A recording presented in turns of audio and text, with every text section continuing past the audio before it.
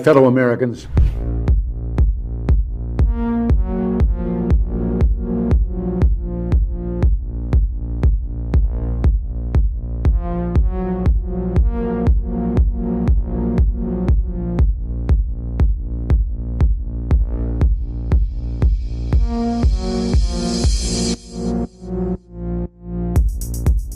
I can no longer remain in today's Democratic Party that's under the complete control of an elitist cabal of warmongers who are driven by cowardly wokeness, who divide us by racializing every issue and stoking anti-white racism, who actively work to undermine our God-given freedoms that are enshrined in our Constitution, who are hostile to people of faith and spirituality, who demonize the police but protect criminals at the expense of law-abiding Americans, who believe in open borders, who weaponize the national security state to go after their political opponents, and above all, who are dragging us ever closer to nuclear war. Now, I believe in a government that's of the people, by the people, and for the people. Unfortunately, today's Democratic Party does not. Instead, it stands for a government that is of, by, and for the powerful elite. Now, I'm calling on my fellow common sense, independent-minded Democrats to join me in leaving the Democratic Party. If you can no longer stomach the direction that the so-called woke Democratic Party ideologues are taking our country, then I invite you to join me.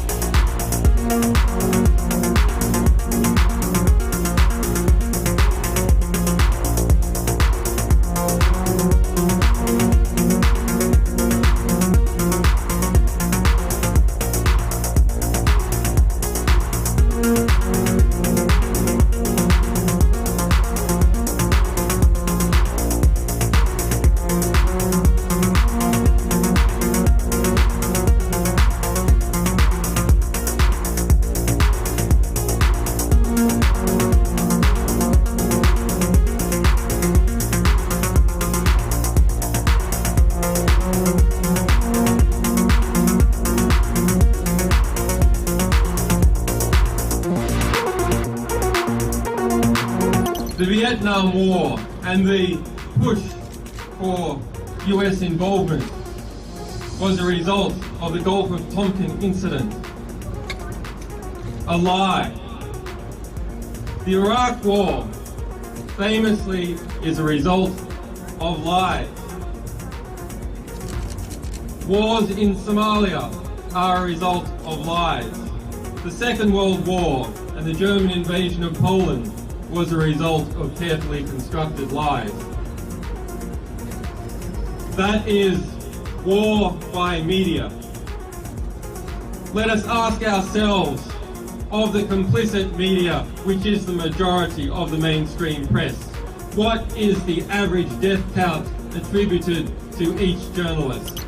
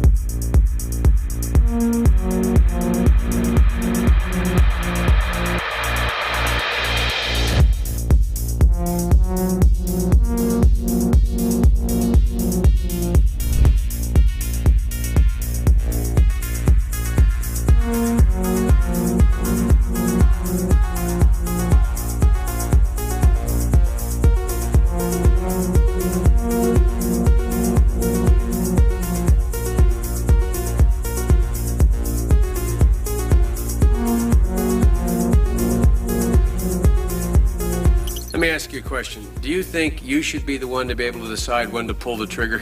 No, sir. Isn't that what this is about? If you adopt the position that any time you are denied, your particular, and there's 4 groups out there, and inspectors, you're the group you headed, anytime you are denied, that ipso facto requires the United States and the Security Council to act on what they said they would do, which is to use whatever means necessary to take on Saddam Hussein so you can get into that particular facility. Is that not correct? Is that not your position? Mr. Senator, I have a job to do, or I had a job to do, and that was to disarm Iraq in accordance with the provisions of relevant resolutions. With all due respect, I'm not trying to be confrontational. I'm trying to get this as clear as I can. I really mean this now. You have an absolute logic. You put together a very tight syllogism here. You have indicated that your job is to disarm.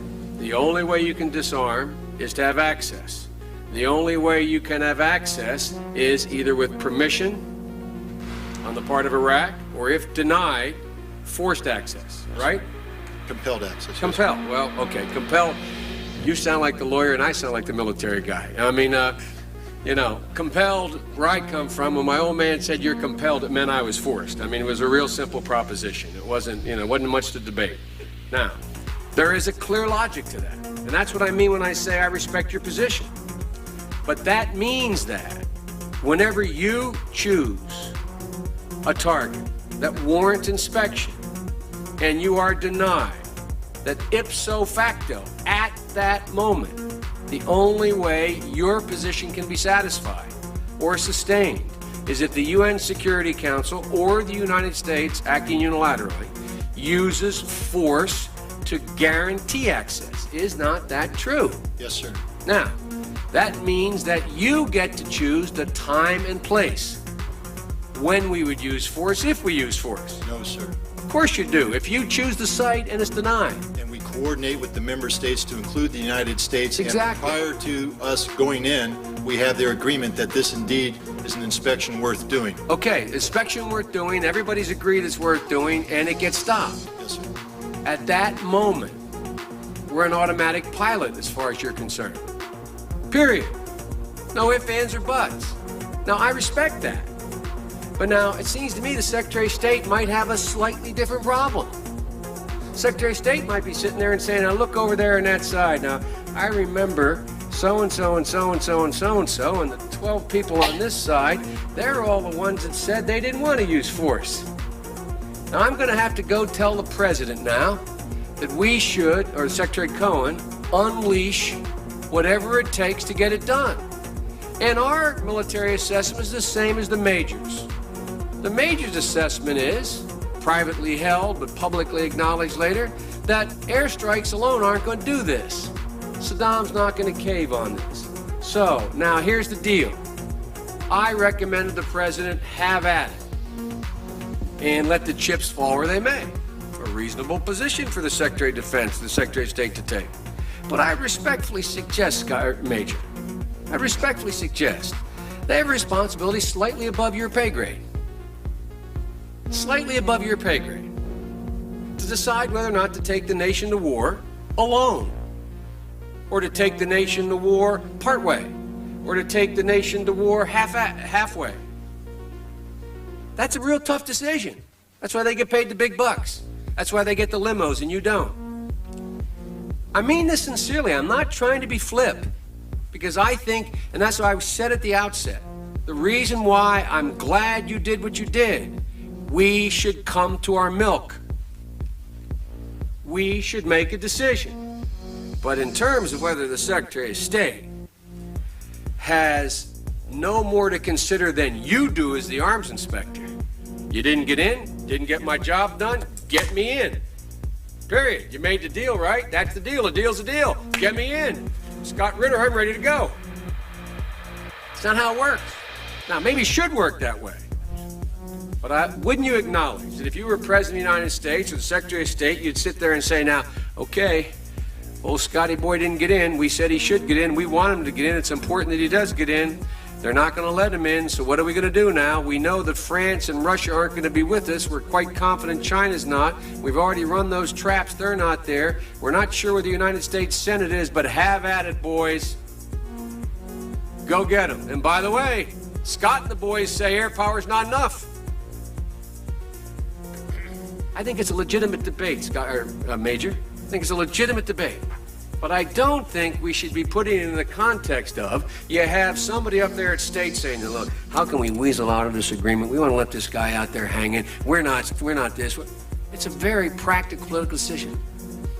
Same kind of decision General Powell made. Same kind of decision President Bush made. Every president, every Secretary of State has to do it. Like I said, they get paid more than you. Their job's a hell of a lot more complicated than yours. They may have made the wrong decision, and you brought it to light. We should address it. We should say straight up where we are, and we should do it. And for that, I thank you. But it's above your pay grade.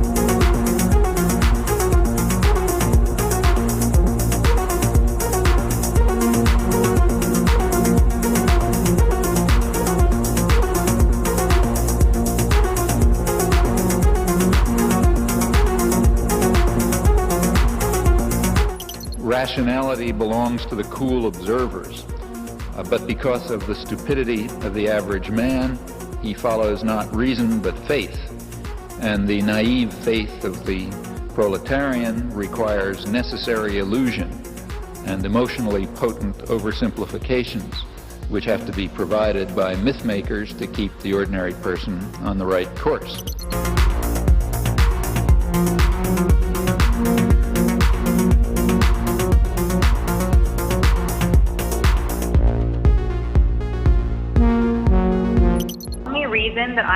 ask you this question is because today the federal court ruled that the government doesn't have the right to determine who is or is not a journalist. This is the second election in a row that the court had to overturn your government. Do you still insist on being able to make that decision, and why? First of all, questions around accreditation were handled by the press gallery and the consortium of networks who have strong perspectives on quality journalism and the important information that is shared with Canadians. The reality is organizations like yours that continue to spread misinformation and disinformation on the science around vaccines, around how we're going to actually get through this pandemic and be there for each other and keep our kids safe, is part of why we're seeing such unfortunate anger and lack of understanding of basic science. And quite frankly, I won't call it a media organization, your group of individuals need to take accountability for some of the polarization that we're seeing in this country. And I think Canadians are cluing into the fact that there is a really important decision we take about the kind of country we want to see. And I salute all extraordinary, hardworking journalists that put science and facts at the heart of what they do and ask me tough questions every day, but make sure that they are educating and informing Canadians from a broad range of perspectives, which is the last thing that you guys do.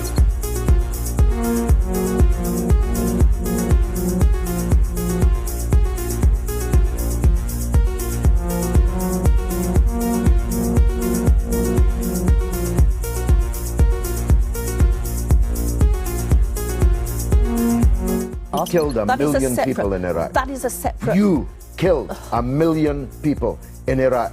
It's incredible that you have the brass neck to be sitting here now urging another Iraq war. George, after if what I you've was already still in done. Parliament...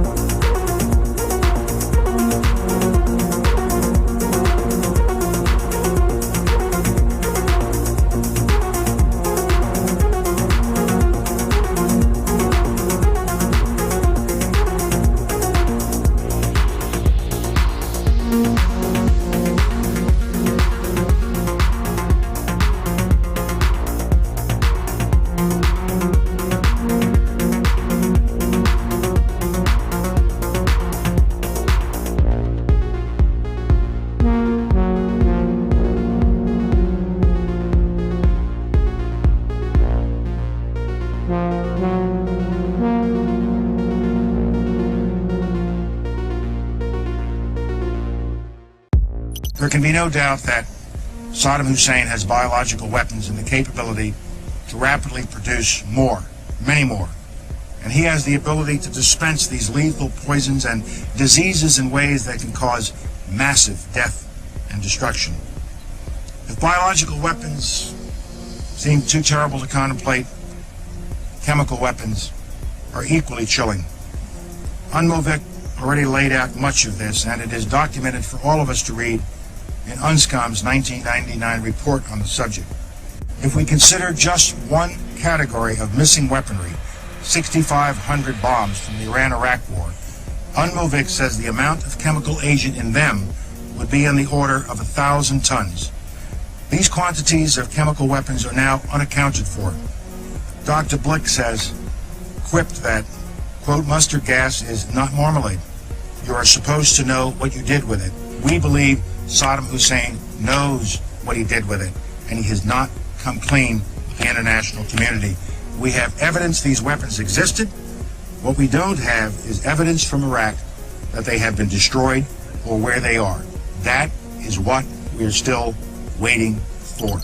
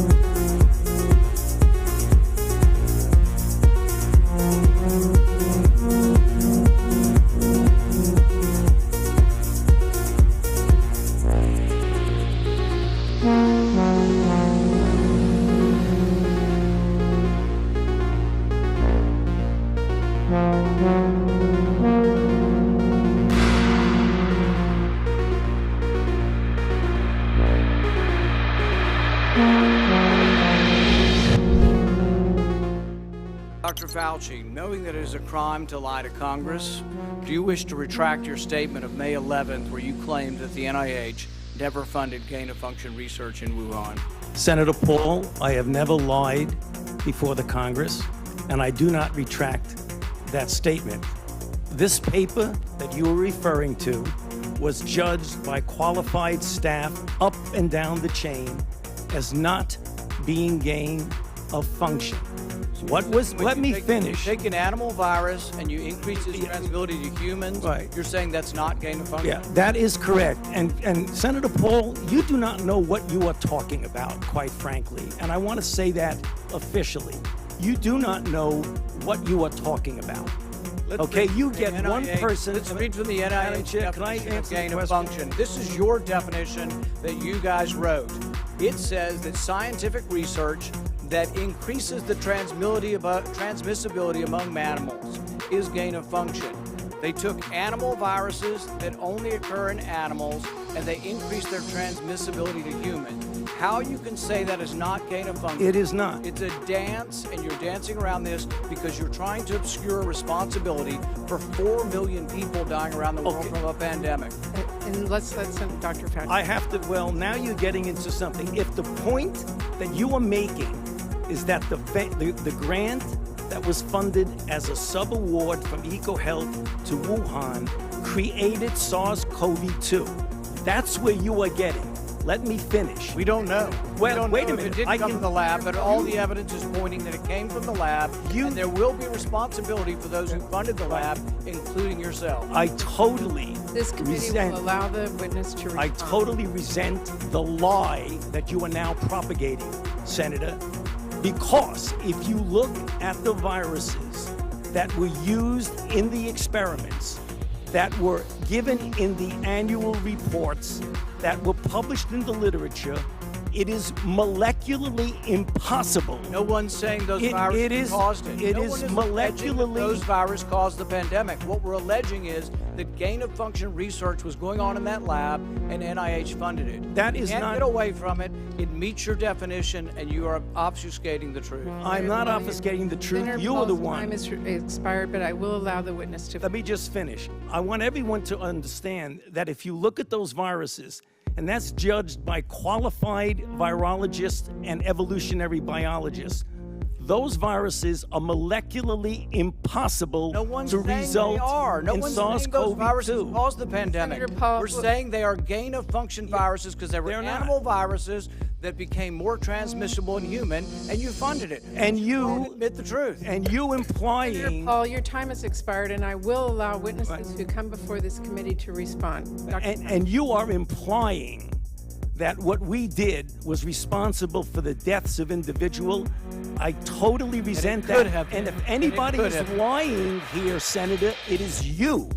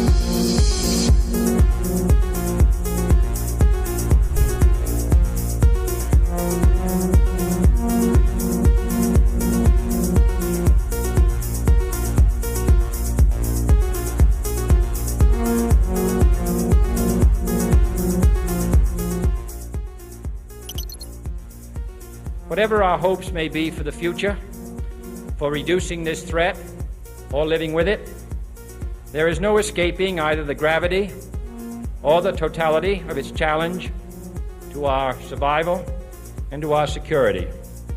A challenge that confronts us in unaccustomed ways in every sphere of human activity.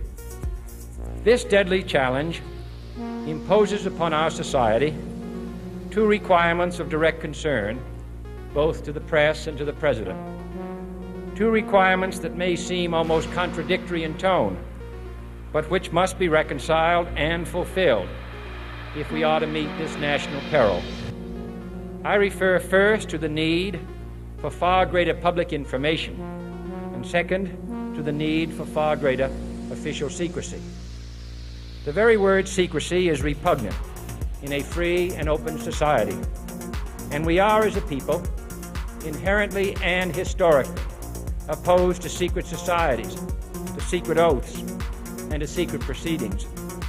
We decided long ago that the dangers of excessive and unwarranted concealment of pertinent facts far outweighed the dangers which are cited to justify it. Even today, there is little value in opposing the threat of a closed society by imitating its arbitrary restrictions. Even today, there is little value in ensuring the survival of our nation if our traditions do not survive with it. And there is very grave danger that an announced need for increased security will be seized upon by those anxious to expand its meaning to the very limits of official censorship and concealment. That I do not intend to permit to the extent that it's in my control. And no official of my administration, whether his rank is high or low, civilian or military, should interpret my words here tonight as an excuse to censor the news, to stifle dissent, to cover up our mistakes, or to withhold from the press and the public the facts they deserve to know.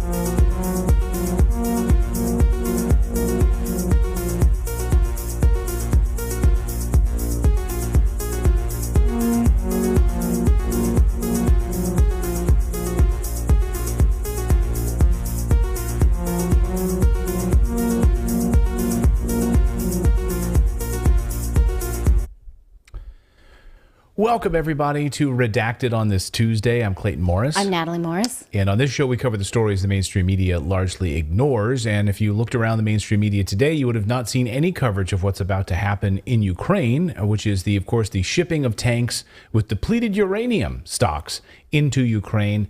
This, of course, NATO being backed into a corner. So we're going to have the updates on what that means as President Vladimir Putin of Russia has now fired back, saying that this, of course, is an escalation beyond all escalations. So while everyone's focused on Trump and other things, this is probably the biggest story in the world right now, and we're going to cover it.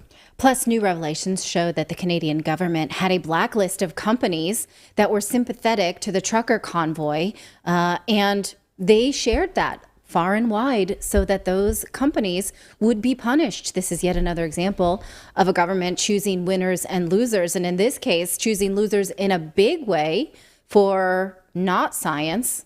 They called it science. We're going to talk about that. It's shocking.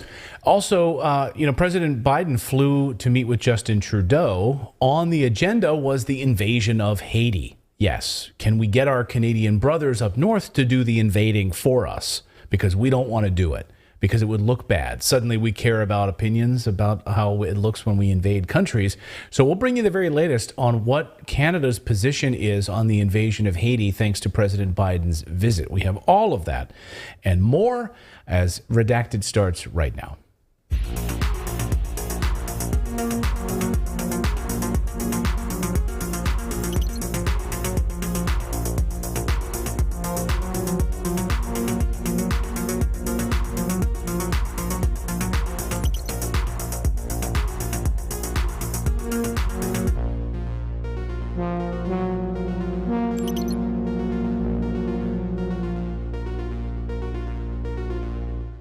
Got a couple Canadian stories today in the show. A lot of our Canadian viewers who are watching right now, let us know if you're joining us from Canada, saying Canadians need to revolt. Yeah, what's going on up in Canada? I remember when I was a kid growing up, I had to do a report. I had to write a country report. Yeah. It was like elementary school, and I wrote it about Canada. I was writing about this country, and I thought it was amazing, all the provinces and all the capitals and the history of the country.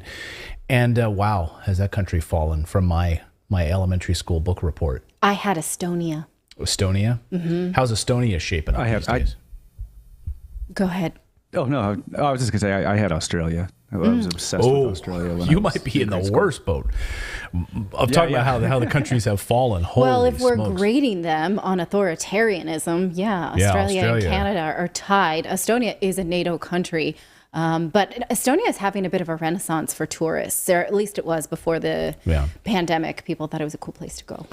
All right. Well, we've got a lot of news to get to on this Tuesday, so we don't want to hold you up. But first, we do want to mention that we do have a community, and it's an amazing community. We have 49,000 members of our community, which is, you can join if you'd like and become a Redacted Rebel.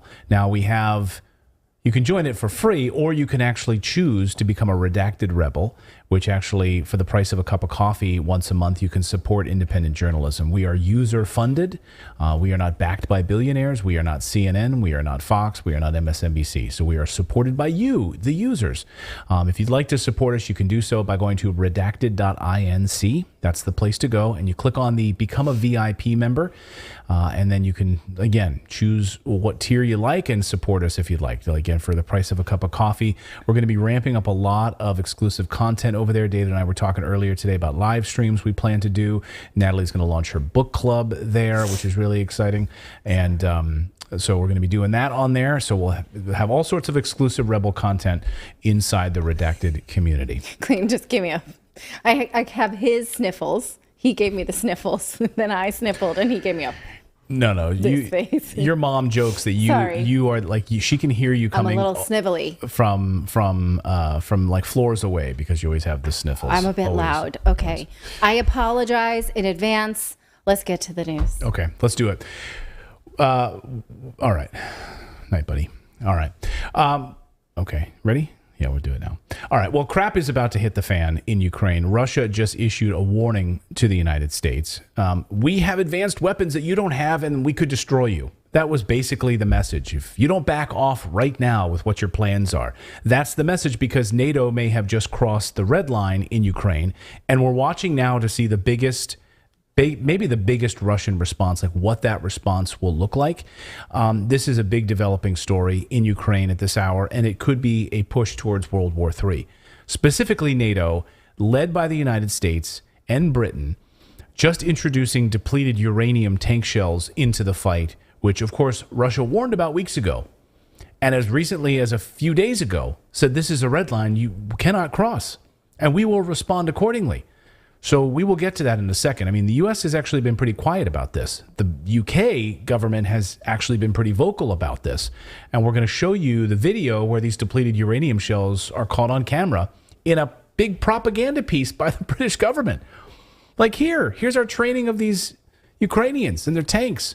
Oh, and here's some depleted uranium shells, which when unleashed on a population causes cancer for generations to come. Again, I dare you to Google the term depleted uranium Iraq and look at the awful photos of children from Iraq from using depleted uranium shells and the tumors and the awful stuff. So that's coming in Ukraine. But first, before we even get there, the UN Security Council just voted on Russia's resolution to create a UN commission to investigate the largest ecological terror attack in world history, the bombing of the Nord Stream pipeline. Let's watch this vote. So here was the vote. Here is the vote. All right, how many of you in favor? How many of you in favor? Okay, we got 1, we got 2, and 3. Okay, you got China, Russia, and Brazil in favor. How many opposed to the investigation of the Nord Stream pipeline? How many of you are opposed? How many of you are opposed or abstain? How many of you and... Oh, all of you. All of you pieces of shit don't want an investigation. No, thank you. What world am I living in? So my son, he's 12. He's more intelligent than all those people in that room. He's right now in the middle of a like a model UN, like learning about the United Nations, right? And he was assigned a country, and so he's been doing research and stuff. Anyway, nevertheless, he was asking tonight what's in the show, and I was talking about the United Nations, and he's like, "Oh, what about?" And I said, and I explained how the United States blew up the Nord Stream pipeline, but the United States says we didn't do it. In which case, you would then say, well, let's have an investigation. If we say we didn't do it, you should have an investigation. And my son said, yeah, Daddy, that makes no sense. That would be like me saying I didn't eat all the cookies and, saying, hey, well, we're going to look in your stomach to prove it. And no, I don't want you to look in my stomach. Well, why wouldn't you? Well, because if you didn't eat all the cookies, then we shouldn't look there. That's a very invasive example, but we'll go with it. That's all we could think of in the moment. We were just flying by the seat of our pants. It was me and my son just kind of spitballing ideas. It was a pro-Ukrainian group. What else do they need to know? Right. So no investigation. You don't need to do an investigation. We already told you. So can you believe that? All of these countries, like, nope, no investigation needed. Insane. And Russia wanted an international investigation. The United Nations would do the investigation. No, we don't. We vote against that. That is infuriating. Yes. Like if you ever, sometimes I just walk around our studio in our office and I'm like, what is happening in this clown world? Yeah. Like how do these people live with themselves at night? Daddy, what did you do today? Oh, I voted against investigating the largest ecological terror attack in world history. Good, Daddy. You want to go out and play some basketball? Because I'm not very interested. Because I'm a piece of shit. I don't find that interesting. All of those against say no. I mean, we all knew that the United States carried out the bombing of the Nord Stream pipeline. You have to be an idiot to think otherwise. But they insist they didn't. Wouldn't it be an amazing opportunity for them to clear their name? Right? We had a UN investigation with all of these countries. Got us off the hook. Last week. Let's see how long the no votes stay in the council. Yeah. Next time they're gonna be like, oh, where are those people? Oh, we got rid of them. Yeah, the three of them: Brazil, China, and Russia. Well, last week, Secretary of State Antony Blinken was directly asked about the Nord Stream pipeline. Here was his response. I want to implore you on that. Move to a question. Last September, Nord Stream pipelines were blown up. You're now in a formal setting. Can you assure the world that no agency of the U.S. government blew up those pipelines or facilitated Yes, that? yes, I can. Thank you. Putin has told us he wants to restore the Soviet Union. Yeah. Roger that. Next. So, Talk about box ticking.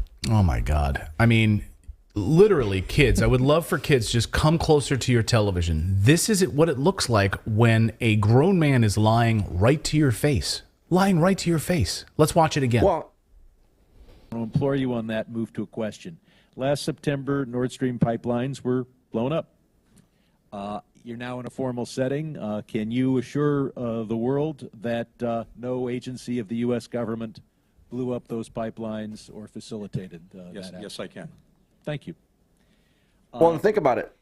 That plays to the narrative. They're saying it was a pro-Ukrainian group.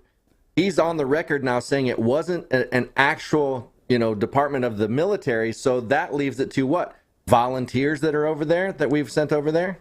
Right. Yeah. They're pro-Ukrainian. Who is it? Well, that's what the New York Times said, that they were just state actors that were sort of renegade or freelancers. Like a freelance writer, you just get a freelance pipe blower upper. Well, and also, he may be able to sort of step out of this and say, I don't know. I was not in those negotiations. So yeah, I can say that the U.S. wasn't involved because he wasn't brought into those meetings. Now, ask the same question of Ned Price. Ask the same question of the other people involved. But at that's the CIA. not what the question was. The question was, can you say with certainty that the U.S. didn't do it? He's not saying, did you know anything about it? He's saying, do you know for sure that it wasn't the U.S.? And he says, yes, definitively, which then would require a response. Like, how do you know that? Because there's so much gray area right now. Can you tell us what allows you to say that with such declarative nature? Well, he just moves right on, right? Because then he's on to the next question. He's like, good, I'm glad we got that out of the way. You're a good guy. All right, let's move on. But he's not giving him a way of plausible deniability. Like, not, did you know?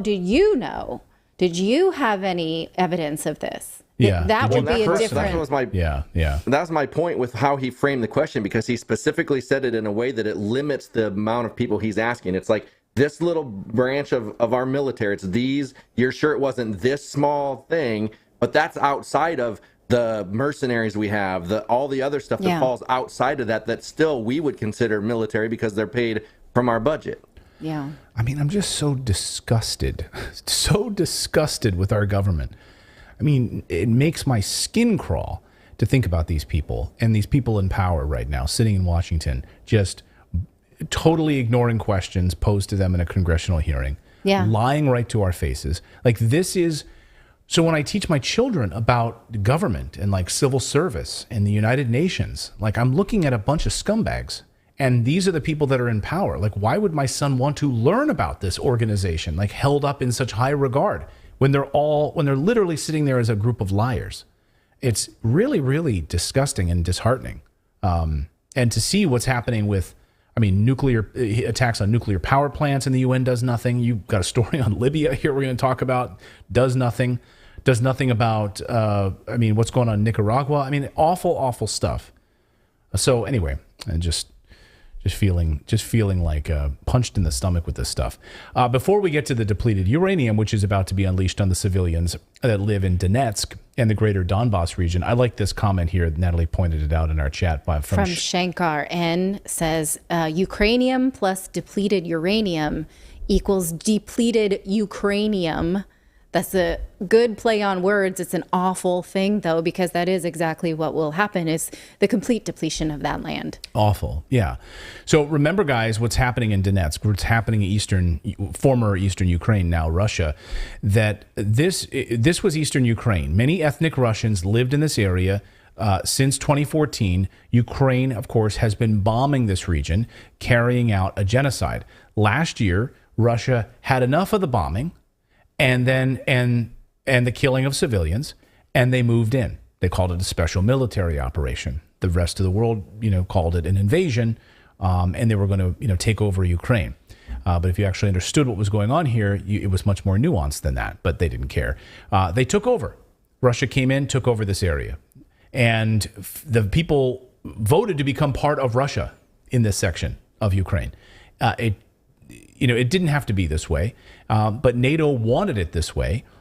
But some newly unearthed, stunning video from CNN has emerged.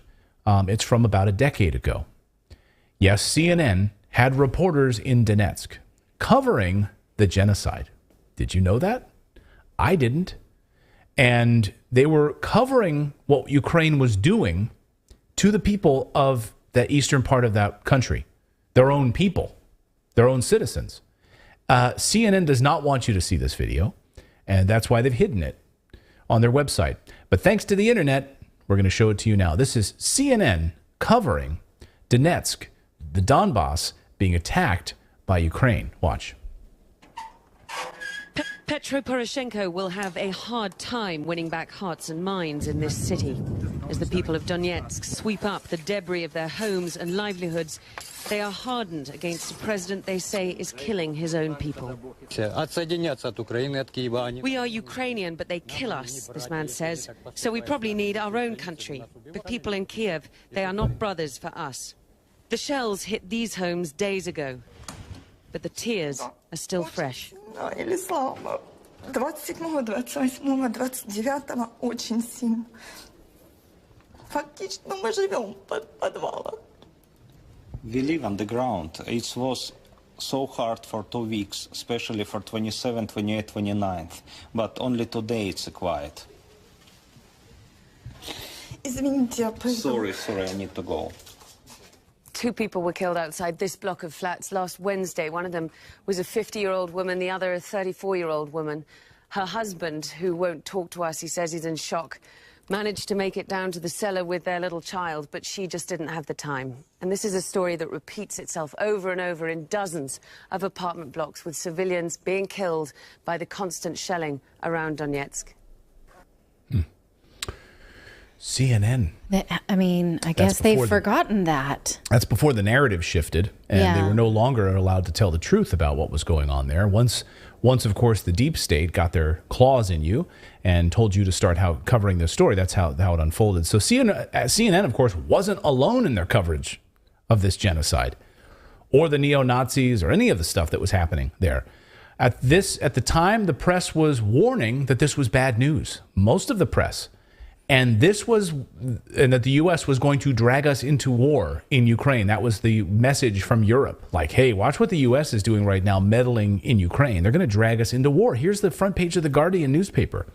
In Ukraine, the U.S. is dragging us towards war. Washington's role in Ukraine and its backing for the regime's neo-Nazis has huge implications for the rest of the world. May 13th, 2014. Oh. So this morning, the tanks arrived. The tanks have arrived, complete with training on how to use depleted uranium shells. We're waiting to find out if those shells have now arrived in Ukraine. I'm sure they were shipped as part of the bundle of these tanks. So what's going on here? Well, Ukrainian soldiers have been filmed alongside depleted uranium ammunition in Britain that Britain is supplying out of their own country for the fight against Russia. Now, the footage was included in a new documentary just released in the past 24 hours.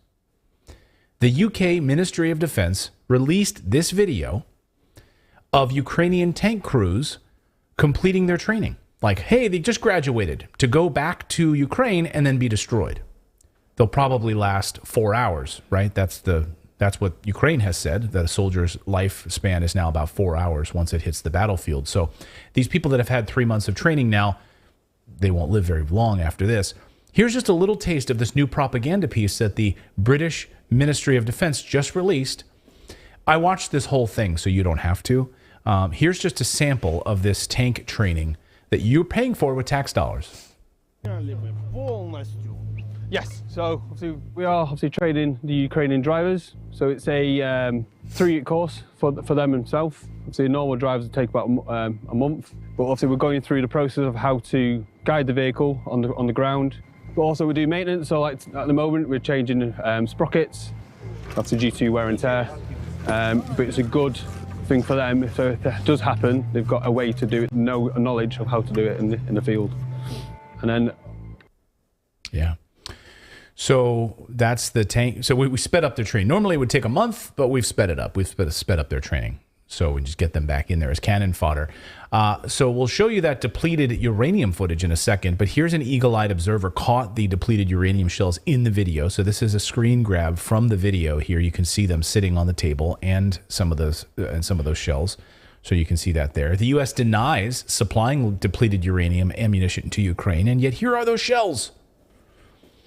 Here's a U.S. soldier in Britain teaching Ukrainian troops about these tank shells. So this is a U.S. soldier. They are doing the training, pointing them out and instructing them how to load them, how to be familiar with them, showing them the different ammunition types. These depleted uranium rounds that are being supplied to Ukraine. This was captured on camera as part of that same British documentary. Watch. And one track will be slightly looser, one track will be a lot tighter. So there you can see the shells on the table. As he was explaining how these things load, how they explode. The only other thing I would say, only because Americans. Yeah, I was going to say, that's an American accent. Yeah, so Americans explaining how these different shells work. Okay, so as you can see then, it's yellow, which denotes it's got high explosive content inside it.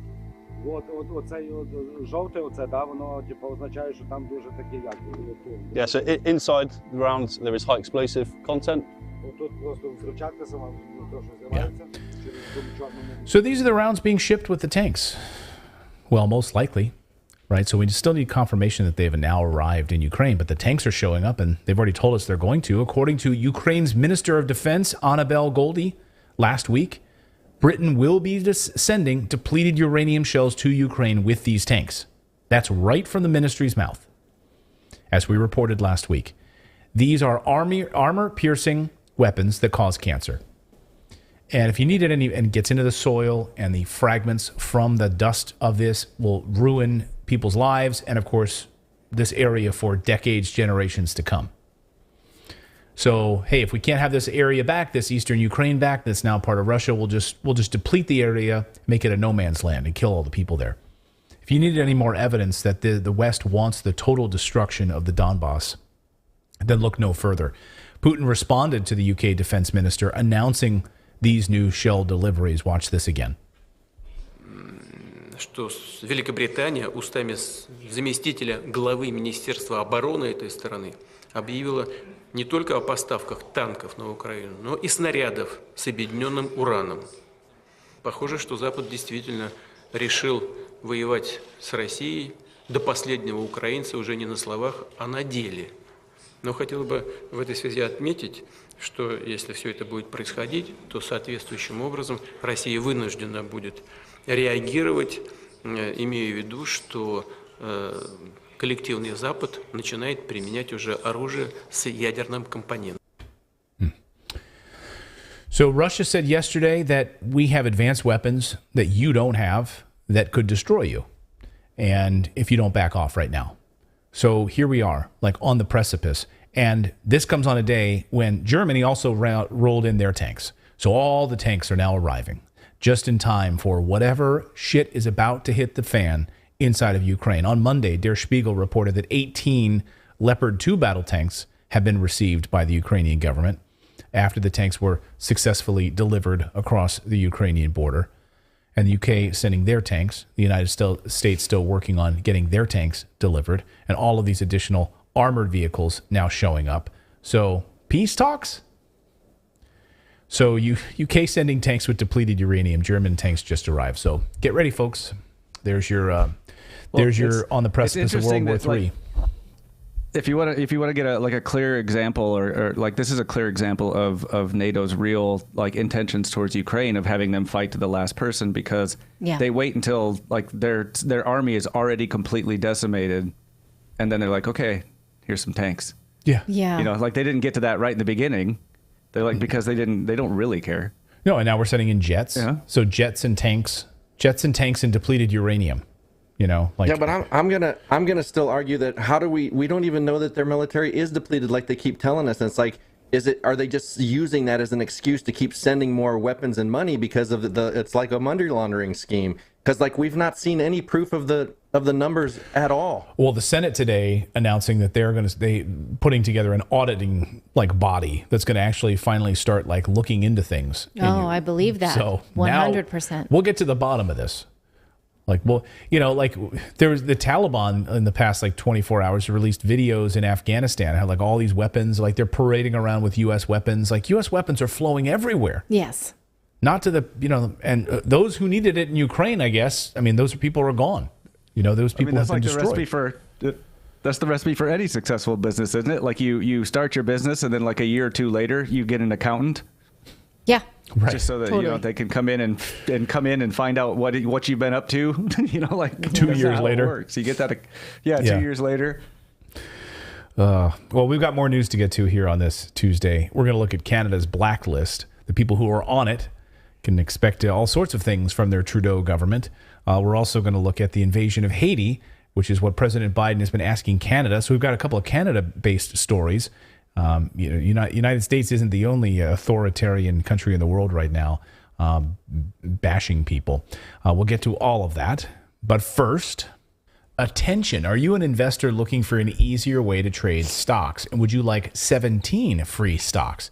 With Moomoo, my favorite trading platform, there's no steep learning curve. It has a simple interface and it's easy to use, so even beginners can take advantage of the stock market in no time.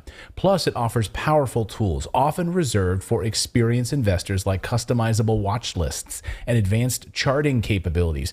And now Moomoo even has a powerful new earnings calendar, so you don't have to hunt and peck trying to find earnings schedules for your favorite companies. Right now, for a limited time, Moomoo is giving away 17 free stocks when you open your account and you make your initial deposits. Even if you never do anything else with the account, you get to keep those free stocks. Moomoo has zero commission trades, and the app looks amazing on every platform, from iOS to Android to Windows and Mac. Moomoo can help you trade with its advanced tools like their stock screener and their earnings calendar. So no matter what your skill level is, you'll find fantastic tools that can help you trade. Open your free Moomoo account today. Get access to zero commission trades and 17 free stocks when you open your account and make your initial deposits. So to learn more, check out our link at redacted.inc/Moomoo. That's redacted.inc/Moomoo. Someone in the chat said Clayton got Pfizer stocks. Yeah. No, I'm not Nancy Pelosi. Sorry, Ed. Pfizer stocks. That's a good one. That's good. That's a good one. No, if you looked at my stock portfolio, it's very small and it's literally minerals producers. You know, it's gold, silver, and uranium producers. So no Pfizer stocks, no Moderna, nothing like that. All right. Well, we're going to tell you about how the Canadian government chose winners and losers in business around the trucker convoy because they blacklisted companies that were sympathetic to the trucker convoy and made no attempts to keep that information private or protect the privacy of any of those companies on the list. This is according to some new reports. Now, we already know that the government refused to listen to protesters. Recall that the protesters were not protesting the vaccine. They were protesting vaccine mandates for people who had already worked the entire pandemic without a vaccine, worked mostly alone, and wanted the freedom to choose whether or not to get vaccinated. Prime Minister Justin Trudeau at the time was very snooty about them. He called them anti-science. We now know that there's science behind a vaccine mandate argument. It doesn't hold up. You can shoot. Oh, yeah, let's let him talk. Let's let him say. Up to do the right thing to protect the freedoms and the rights of Canadians to get back to the things we love to do. We know the way through this pandemic is by getting everyone vaccinated. And the overwhelming majority, close to 90% of Canadians, have done exactly that. The small fringe minority of people who are on their way to Ottawa or who are holding unacceptable views that they're expressing do not represent the views of Canadians who have been there for each other, who know that following the science and and stepping up to protect each other is the best way to continue to ensure our freedoms, our rights, our values as a country. Unacceptable views, he says. Again, we can poke a lot of holes in that. The idea that getting vaccinated was the way out of the pandemic. More about those people. I mean, the companies who had unacceptable views, I suppose, were anyone who thought they have the right to protest. They have the right to say they don't want a mandate. Nothing about the vaccine itself, but against vaccine mandates. Yeah, I mean, again, you pointed out that these people were many of them were already vaccinated. Right. Right, and they wanted the freedom to do their job without government oppression. Yeah. And again, time has just not been kind to that kind of rhetoric that if everyone doesn't get vaccinated, it prevents everyone else from going back to their regular life. That was never true. We thought it at the time. There was a small, well, David didn't, but there was a small portion of time when that was the general belief system, that if everyone got vaccinated, then everyone else could go back to their regular life. But given what we now know about transmissibility through what we call now breakthrough cases, wasn't breakthrough cases. Just even Pfizer has said that the vaccine is only to keep you out of the hospital. It's not to prevent contraction now. So it wasn't just fringe citizens, though. It was apparently fringe companies, too. And now an MP named Arnold Viersen has submitted a request earlier this year from the ministry to find out the following. Here's his inquiry of ministry, and it's typed at the bottom in very small type, so I will summarize for you. He wants to know what was the total number of employees or full-time equivalents who were assigned to report, monitor, advise, or gather information for their department about the convoy and protesters. So how many people did we have tracking them, basically? Was the information collected shared with any banks or financial institutions? And if so, which ones? Did any non-governmental entities receive this information? And if so, which ones? What were the estimated costs describing the work described in the first task? Now, these are reasonable questions because it would give us a sense of what the government instructed its employees to do, how much work they actually did in reaching into private information, and who was doing it. In response to this, he found out that the finance minister, Chrystia Freeland's office, distributed this blacklist to the police, naming 201 companies. The records show that it was then distributed to Canadian officers of some banks' headquarters in foreign countries. Many of them were trucking companies. So specifically, not just who were the truckers, but what were the companies behind this so that we could then punish them where it hurts in their finances. Of these 201 companies, 198 were Canadian, and the list went much further than that. Here's a summary. It says other banks on the distribution list included France headquarters, BNP Paribas, Habib Bank of Pakistan, Hana Financial Group located in South Korea, ICICI Bank Limited of India, Mizuho Financial Group of Japan, and Wells Fargo, headquartered in San Francisco, according to Blacklist that did this original reporting.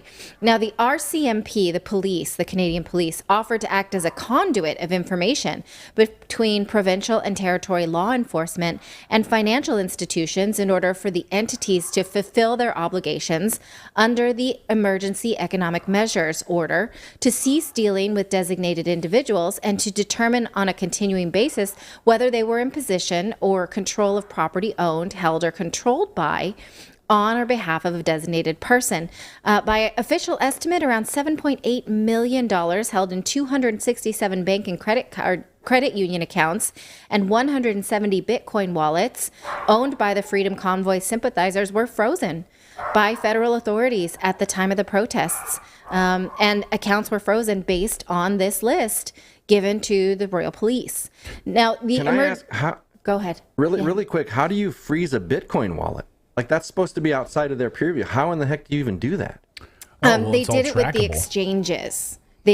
With specifically, I think, was it Coinbase that they did it at the time? I know they used a bunch of different exchanges. So BlockFi, Coinbase. And if Coinbase, is registered in the United States, the government can do whatever the hell they want with it, right? And that's why a lot of these, of course, DeFi and a lot of these crypto companies don't want to have anything to do with the United States because of all of this government reach-in. Yes. Right? I mean, but this was Canada. Sorry to derail, but it's just like that's the whole selling point of crypto is that it's outside of their control and their peer view. So like to hear that is alarming because a lot of people are invested in that here. And that means they could do the same thing. Well, to be clear, and I think you're hitting on something that's important, and Natalie brings it up, is that if you have it in cold storage, like you've got your Bitcoin or whatever on your own little dingus, right, not plugged in and not on one of these exchanges are in some ways, many ways regulated, right? They have to fill out KYC, all of stuff. So, BlockFi, Coinbase, a lot of these big companies.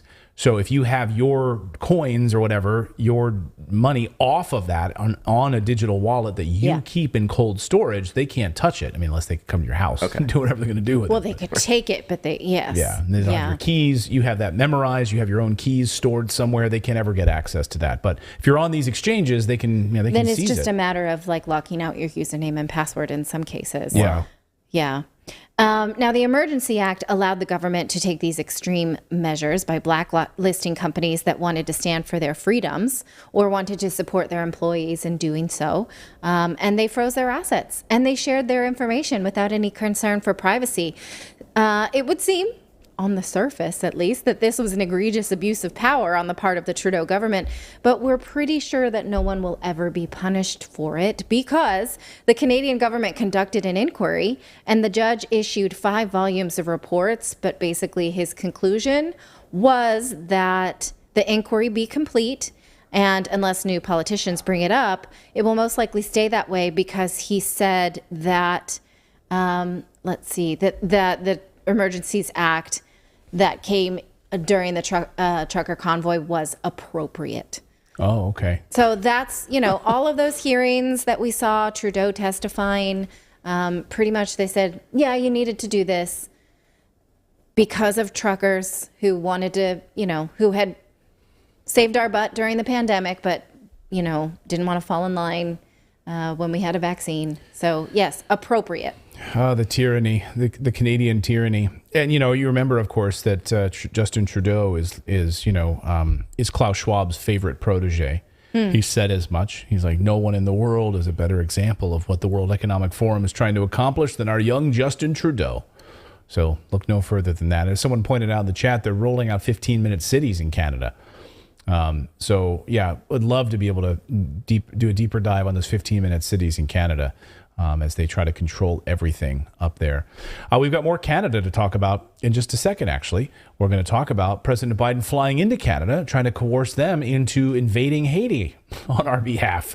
What was the response? What is the United States and Canada up to with their invasion of Haiti? It's coming because the money is now on the table, baby, and it's ready to go. Why are we going to invade Haiti again? Why are we looking to destabilize another country? We'll get to that in a second. First, though, it's no secret. If you're tuned in, then experts are already predicting a recession headed our way. We're seeing the numbers now of hyperinflation. We could see another rate cut. We could actually see the first rate cut, which we thought might cut in September from the Federal Reserve, could come much earlier because there are some tidal waves about to hit the U.S. economy. And if you've got your money tied to the U.S. dollar, look out, folks. We've been telling you now for years on this show, prepare. Obviously, you got to pay your bills in U.S. dollars. You got to do your thing, but make sure your family's finances and your family's future is not tied to the U.S. dollar. The warning signs are there. And our friends over at Lear Capital can help you get set up with a self-directed account that you control, not the banks. And you can buy precious metals. You could buy stocks if you want to. You could buy Bitcoin if you want to. But the beauty of having a self-directed account that they'll help you set up is you can also buy gold and silver inside of your account. Then it'll grow tax-free. So the government can't touch it. And then it grows tax-free. You don't have to pay any taxes on it. And at retirement age, you get the benefit of all of that gold and silver having appreciated over that time. But even more than the appreciation, which is great, it's wealth preservation. Taking $1, which is declining every day, US dollar or euro, you pick your poison, and converting it to precious metals, which has sustained for 5,000 years. Okay, that's why we're so bullish on precious metals here on this show. Right now, if you buy 1 ounce of gold, Lear Capital is giving you an ounce of silver for free. That's incredible. Literally free silver that you can keep or sell immediately. Do whatever you want with it. There's a lot of gold companies to choose from. Lear Capital has 25 years experience, thousands of 5-star reviews, and risk-free guarantee that gives you 24 hours to review your purchase before committing to it. Lear Capital is a top choice when buying gold and silver. So you can call their 1-800 number. It's on your screen. Just get on the phone with them. They'll give you a free gold kit. You can decide, look it over, see if it's a good fit for you or not.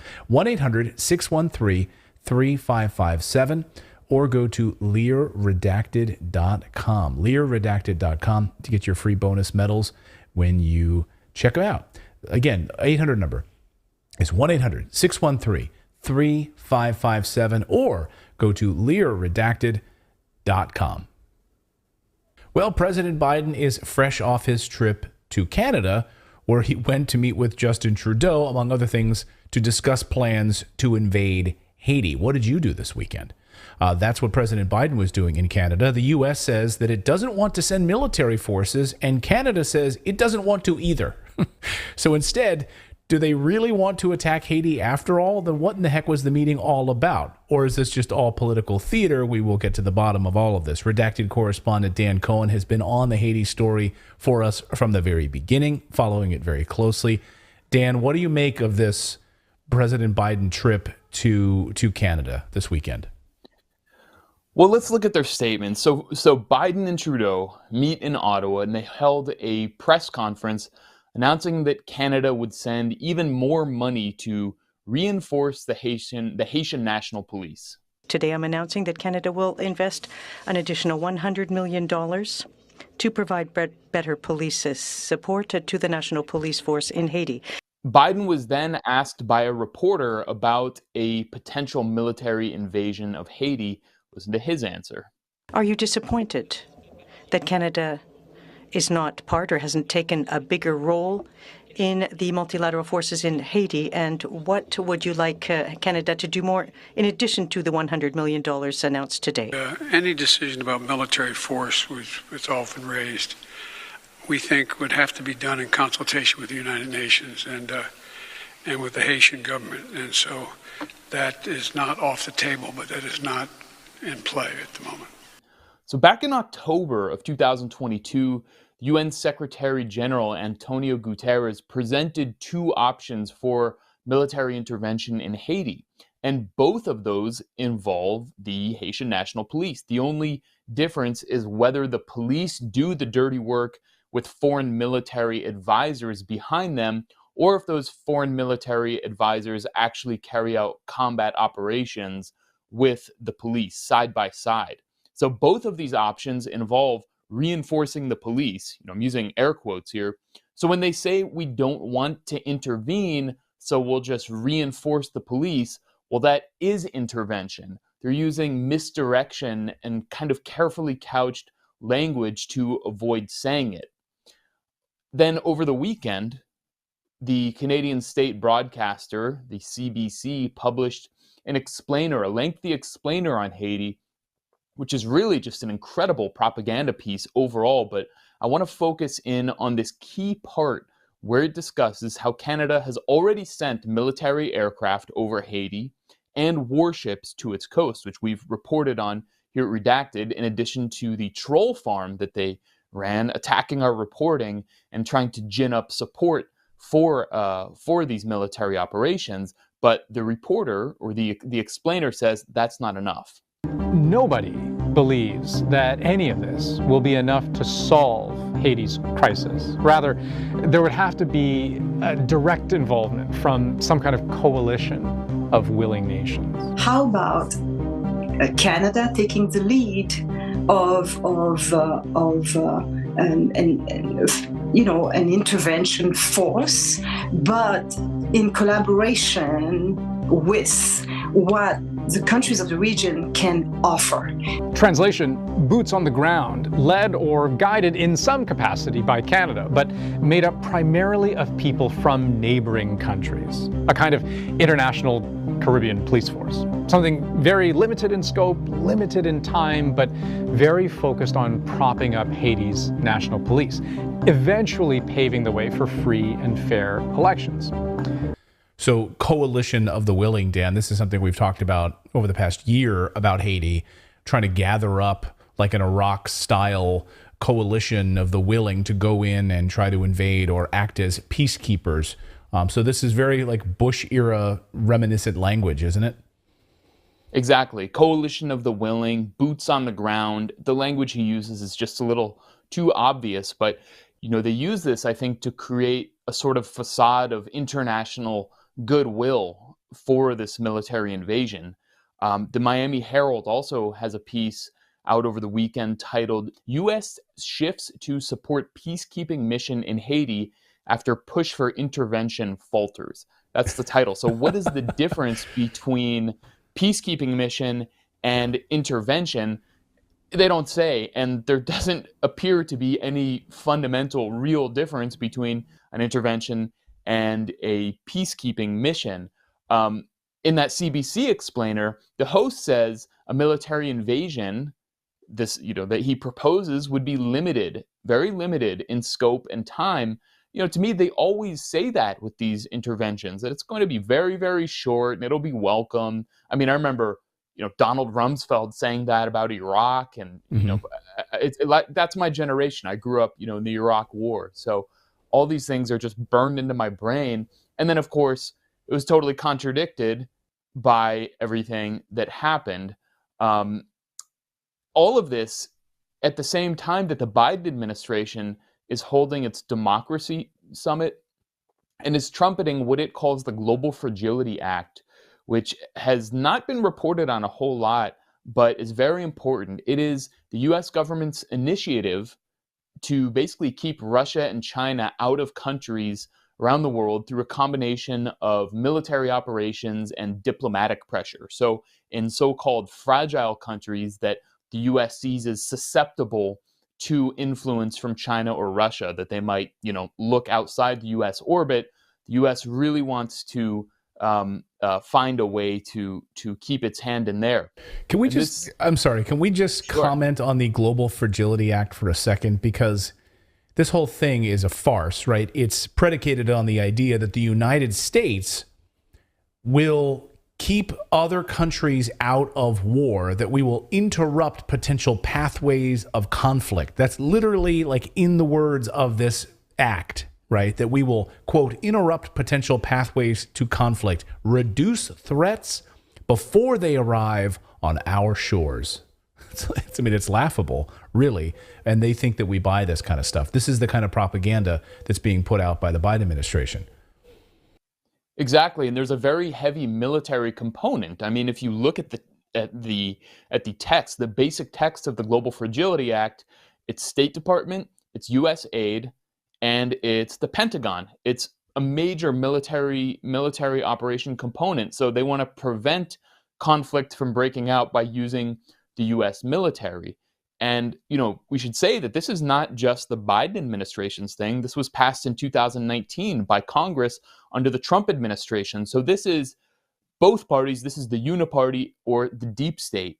And, regardless of who the president is, this is how the U.S. is pushing its foreign policy. But there hasn't been a lot of reporting on it now. And it has kind of a sort of a boring name, Global Fragility Act. What does that even mean? But now the U.S. is being very vocal about it.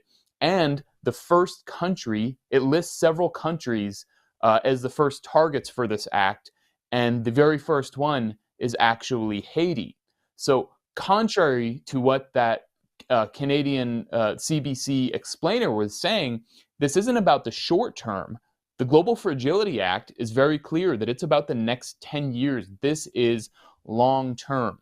Right, as they say, oh, this is going to be a short-term thing. We just want peacekeepers there. It's not about intervention. It's literally about peacekeeping, and it'll be a short-term sunsetted thing, 6 months. Don't worry about it. We'll be out of there. But really, it's 10 years or longer. Right, and so now they have their specific plan for Haiti that they've just published this week. This is brand new, and they're say of how they want to implement the Global Fragility Act. And there are two phases. So during the first phase, it says the U.S. government efforts will engage and leverage partners among Haitian civil society and Haitian National Police cetera, et cetera, et cetera. So that's the key part, that they want this to be a military thing with kind of lipstick on a pig at the beginning in this first phase. And they say that initial efforts will focus on key high crime and high violence neighborhoods. So it sounds like, high violence neighborhoods, they're talking about the poorest neighborhoods. And these are the ones that are to be first targeted to take out whichever groups, whomever they want, which would, of course, be Jimmy Cherizier and the G9, who, we've reported on extensively, the one figure who is sanctioned by the United States, the Canadians, the EU, the UK, and the UN. Another highlight that's really remarkable to me, it says, the plan will respond to and incorporate lessons learned from decades of interventions in Haiti and elsewhere. They talk about a holistic systems approach. It's just a bunch of gobbledygook that is pretty meaningless. But, I think about what are the lessons that they learned from previous interventions in various, in any country, whether in Iraq or Afghanistan or Haiti itself. I mean, Haiti was absolutely terrorized by U.S. and UN soldiers. I mean, UN soldiers who were there until 2017, who actually raped women and children. So none of that is listed as lessons to be learned. It's just, we need a more holistic approach. Not only that, not just in Haiti, but they also, in this Global Fragility Act, talk about the lessons learned with decades or U.S. conflicts in Afghanistan, Iraq, and elsewhere. So this idea is we've learned a lot. We've learned a lot, and we're really putting our best foot forward now on all future invasions. Exactly. So, the lesson isn't, well, maybe we shouldn't invade countries and, intervene where we're not wanted. We just need to do it smarter, a little bit smarter. So, yeah, using different pieces of propaganda and using the news media in a different way and finding out ways to call it peace missions instead of invasions we'll find out different ways. Sorry to interrupt you, but I just laugh at the tweaking of it. Nothing is going to change. It's just the language changes, right? Exactly. And, sometimes it's like, this really just shows how important language and how they kind of portray it to the public is, and getting people to accept these interventions abroad that, very few Americans would actually support. I mean, when they're polled, there's very little support for these kinds of things. So it's all about framing and language and propaganda, and which is, why I think this work, going through it, sifting through it, and debunking it is so important. So, I mean, it's really, again, we've said this on the show before, but it's a matter of time before this military invasion happens. And, Biden said it. He did indeed. Well, we've been staying on top of it. Dan's been staying on top of it. Thank you so much for your coverage of this, Dan. We really appreciate it. Thanks a lot, Clayton. And someone in the chat just said right now, Haiti should talk to the BRICS nations about joining BRICS. Right. Get themselves some protection. Yeah, seriously. It's like, can we have some protection here? Because Russia and China absolutely do not want the U.S. meddling in Haiti, another country that they're going to exploit for minerals, to steal their minerals, and cheap labor. So this is exactly what this is where some of the dissension has been in the United Nations. Sometimes the United Nations has some good moments, rarely. Oh, well, I'm not going to tell you about them, though, in the upcoming report. I just want to warn you on that. On Libya? That's a spoiler. All right, let's tell us. Okay. Spoiler alert. Well, yeah, we'll do that. And we got a store. We should mention, everyone, we have a store. It's redactedstore.com. And we have, I think, for 2 days left, right? 2 days left on our limited run T-shirts of our store, which is at redactedstore.com. We have our Silence Equals Complicity T-shirts, meaning if you're silent and you know that your government is carrying out awful things, doing awful things, if you stand by and you're silent, you are equally complicit, right? So speaking out against war, this is our show's perhaps the largest anti-war show on the interwebs. And so this is our limited run anti-war T-shirt. If you want to grab it, you can grab it now. Literally, it ends at midnight on March 31st. So silence equals complicity. You can go to redactedstore.com. You pick up any merch there, hats, T-shirts, mugs, and it'll support what we do here. We keep the costs right a little bit above cost just to cover and help us out, keep the lights on here. but we do not jack up any prices. We try to keep it very, very low. So grab a hoodie, grab any kind of merch you want. RedactedStore.com. David, you're wearing the Redacted hat right now, aren't you? I think I'm wearing the hat and the silence equals complicity shirt. Oh, it looks so good on you. I couldn't see it. It was under your lower redacted third. out today. Nice. Mine are in the mail, so they should be here soon. Got the R on the sleeve, and then we also got the Redacted Rebel logo on the other sleeve. I love it. Love it. That's awesome. Awesome. Yeah. I can't wait to see some of those out in the wild. The day that I see a silence equals complicity t-shirt out in the wild, I'm going to run up and hug that person. I know. I can't wait to see that. Exciting. That's so excited. So also send us your photos. Permission first. Yeah. I'm going to go up and hug that person and grab their ass. Then no one's going to buy that t-shirt. No one's going to buy that t-shirt. Yeah, you know what we should do though? We would love for you to email us some photos. So we set up a photo email account just for photos. If you get some merch and you want to take some photos of you and your family, whatever, you can send them in and we'll show your photos here on the show. It's just photos@redacted.inc. So you can send us an email with a photo of you wearing a hoodie or sweatshirt and we'll show it here. Specifically, I'd love to see the silence equals complicity t-shirts on people out in the wild. So anyway, thank you for that. All right, we want to tell you about this. The United Nations Human Rights Council says that there are human rights violations happening in Libya, according to a new report. The report describes a generalized practice of arbitrary detention, murder, torture, slavery, forced disappearance in the country since 2016. Now, that's a very specific time to rewind the tape for the history of modern Libya, but they gave themselves permission to look into what's going on into Libya through this sort of, confounded, like, hey, it'll be you go figure out what's going on there situation. The report accuses militias and other state-affiliated groups of doing this with the misappropriation of funds. Now, as I report this, it is important to keep in mind just how aligned the United Nations is with the West, specifically the U.S. and NATO. It will become abundantly clear as we go through this. So, according to the UN, who should be held responsible for the human rights abuses in Libya? Russia, actually. And Europe are who they name responsible for this. Definitely not the U.S. and NATO. They are not mentioned at all in the report, not even once. Despite the fact that in 2011, President Obama at the time said that it was those parties that took out Muammar Gaddafi and his, what they called a regime. Remember this.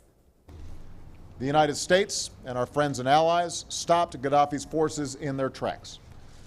A coalition that included the United States, NATO, and Arab nations persevered through the summer to protect Libyan civilians. And meanwhile, the courageous Libyan people fought for their own future and broke the back of the regime. Okay, so the U.S. and the West destabilized this region in 2011, but according to this report, they're not mentioned, so they've just been doing good deeds ever since? Is that what we're supposed to think? Right, United States, NATO, and some other Arab countries that we strong-armed into supporting us in Libya was responsible, but no mention of them in this report. No. Okay. According to the UN report, the U.S. and NATO, nowhere to be found. They're not even actors in this incident. It's actually Europe that's supporting rebel forces doing bad things. Here is from the report. Based on the substantial evidence, put a pin in that substantial evidence part, and reports before it, the mission has grounds to believe that the European Union and its member states directly or indirectly provided monetary and technical support and equipment such as boats to the Libyan Coast Guard and the Directorate for Combating Illegal Migration that was used in the context of interception and detention of migrants. The European Union is supporting the the rebels there. Oh, and Russia, of course, they take an opportunity to throw in Russia's Wagner Group. They don't specifically say why or what they're doing, but here in this part about mercenaries, it mentions the Wagner Group. I bolded it 8 times just so you can see. I'll read you just the first part. It says, again, put a pin in this, evidence collected. It says, evidence collected by the mission allowed it to make findings in relation to allegations of international law violations by the Wagner Group. agents in southern Tripoli during the armed conflict in 2019 and 2020. The evidence demonstrated a heavier than initially calculated contamination of exploded Russian-made ordnance and commonly used Wagner landmines and other military explosive in manifestly civilian areas. Scroll down a little bit, one more sentence. The mission also confirmed the placement of military explosives in homes, inside sofas, and bathroom fixtures, for example, and other civilian areas, which led to death and injury of civilians. So they said they have evidence of these explosives and mines being in, say, sofas or bathroom fixtures. Well, how do they know? What is that evidence? They tell us what their methodology is for this report. They just did interviews. I bolded the parts here that are important. It says, since its establishment, the mission has carried out more than 400 interviews, primarily with witnesses and victims, and collected more than 2,800 discrete items of information. A large portion of the items was in the form of reporting, meeting notes, and that kind of thing. So they weren't actually a lot of evidence collecting. It was mostly speaking to people. The last one here says the mission undertook 13 missions, which were conducted during the last mandate extended period, where they actually went to Tripoli and they went to Benghazi. So without too much, actually on the ground reporting and mostly just speaking to these people, how do they know who made these bombs? How do they know who planted, do people who have been victims of bombs in their couches and bathroom fixtures generally know who made the bombs that were posted there? Or it's probably the same group who investigated the pro-Ukrainian group. They just know. They just know, yeah, right? Therefore, no need to really investigate further. Yeah. We just know. We just have a feeling we know who it is. Right. They're saying they didn't. It's obvious. They're saying they didn't go to these crime scenes. They collected some artifacts, which we don't really get a sense of what they are, and they interviewed people. So how can they say for sure who did it? I'm just curious. Because, I'm remembering the report we did last year about the Uyghurs, where the United Nations didn't actually go there and see things. They presented us a whole report based on Google Images. So forgive me for being a bit cautious about these United Nations reports. That's not to say Russia doesn't have an interest in Libya or may not be doing these things, but Russia absolutely does have an interest in all of Africa. But I'm asking a question, how do we know that? And I don't have answers from having read this report. Now, the report details all manner of human rights abuses, including torturing gay people, capture of journalists and lawyers, harming children, enslavement, arbitrary detention. We are not disputing that these things happen. What we are disputing is how did Libya come to this and who we think is responsible. Well, when Obama announced the death of Gaddafi, he said this. Good afternoon, everybody. Today, the government of Libya announced the death of Muammar Gaddafi. This marks the end of a long and painful chapter for the people of Libya, who now have the opportunity to determine their own destiny in a new and democratic Libya. For 4 decades, the Gaddafi regime ruled the Libyan people with an iron fist. Basic human rights were denied, innocent civilians were detained, beaten, and killed, and Libya's wealth was squandered. The enormous potential of the Libyan people was held back, and terror was used as a political weapon. Okay. Libyan wealth was squandered away from people's prosperity. He says, well, actually, it turns out Libyan wealth was squandered away from Western prosperity. That's why the Obama administration went after the Gaddafi administration. Here is some context from writer Stephen Gowans from his great book I recommend called Washington's Long War on Syria, saying after he seized power, Gaddafi arranged for Libya's oil wealth to be used to uplift Libyans, as the Arab Socialist Project enshrined in his constitution promised it would do. In 1963, Tripoli was a city of slums with many of its houses made from scrap and most without running water or electricity, according to a former State Department official. Gaddafi's Arab Socialist program enormously improved the lives of the settled coastal people. Under Gaddafi's government, they lived beyond the dreams of their fathers and grandfathers.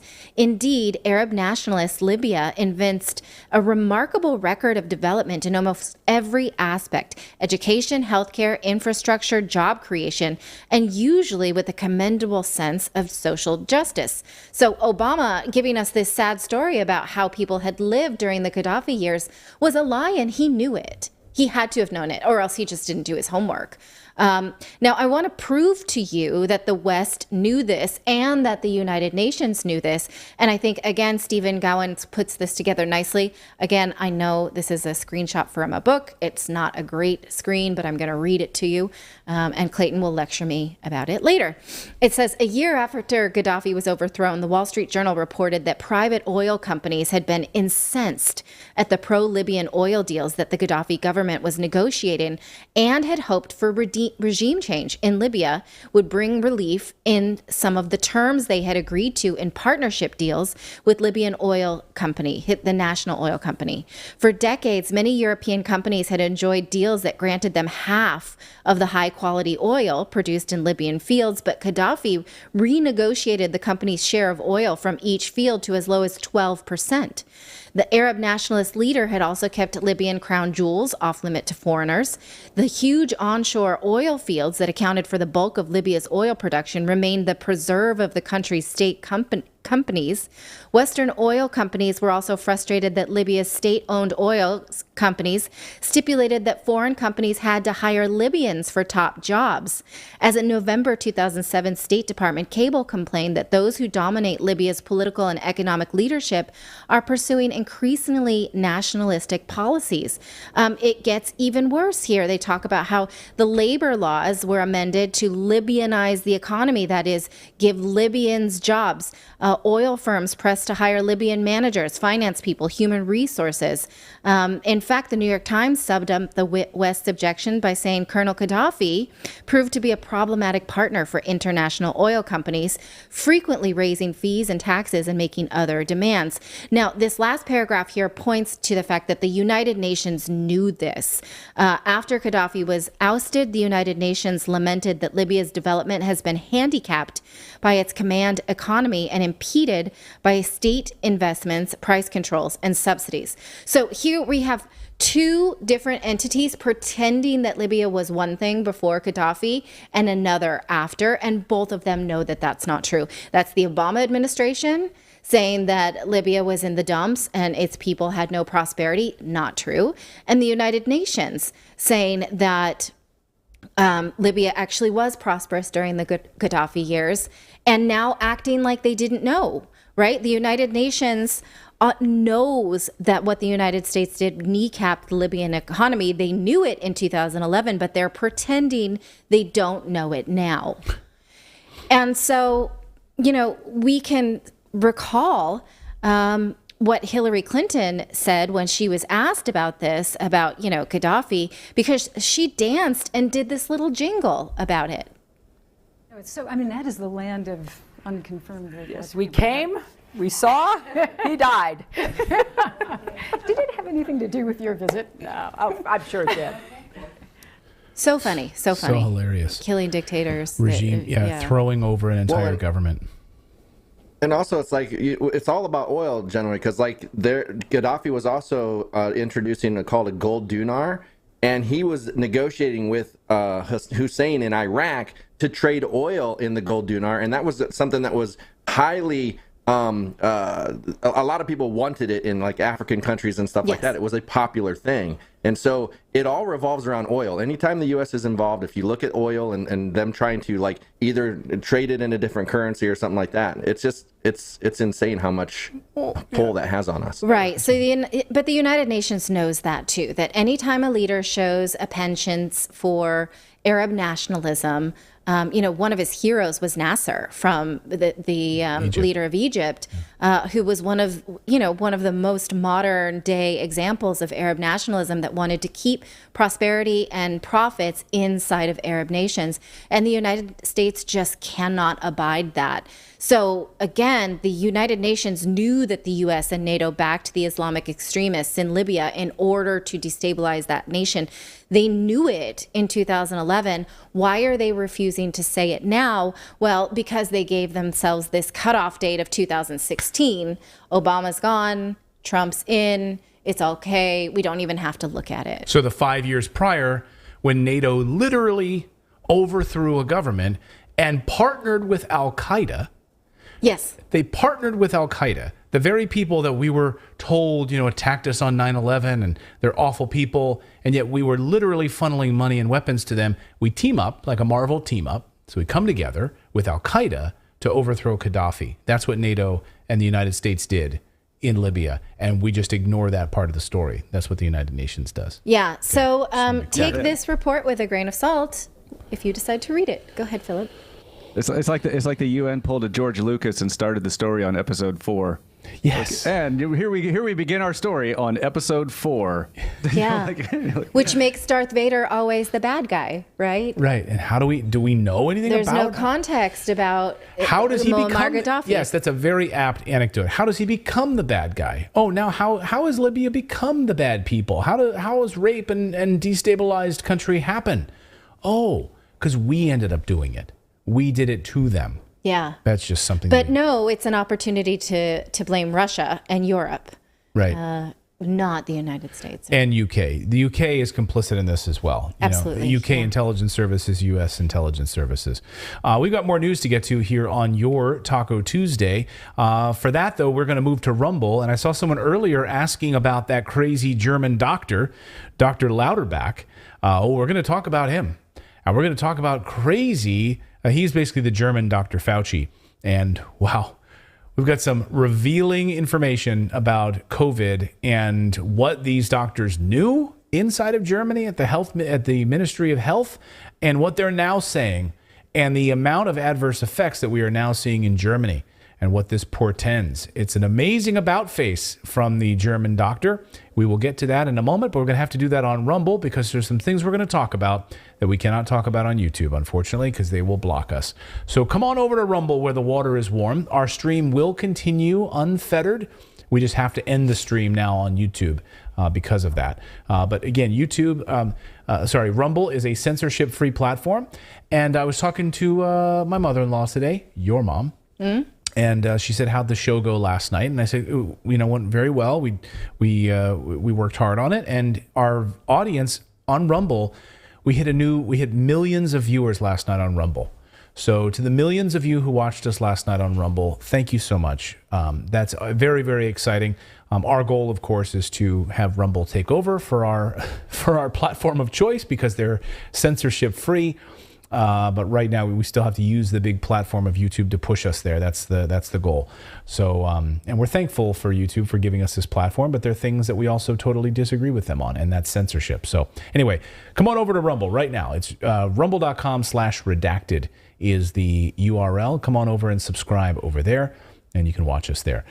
Thank you.